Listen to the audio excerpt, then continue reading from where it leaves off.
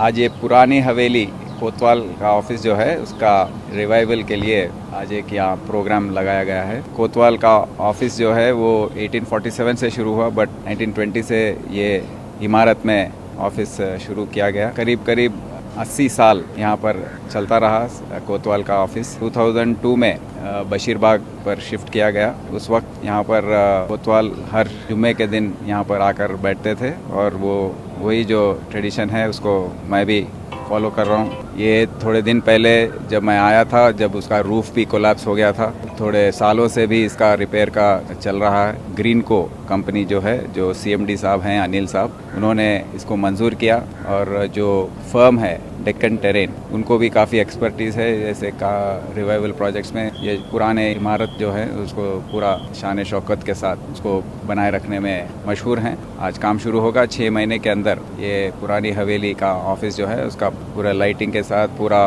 इसका ग्रैंडर जो है जो पुराने ज़माने में था वही तरीके से इसको किया जाएगा। और बंजारा हिल्स में जो कोतवाल का नया ऑफिस है और पुरानी हवेली, ये 2 ऑफिस कोतवाल वहाँ से अपना काम जारी रखें। शुक्रिया।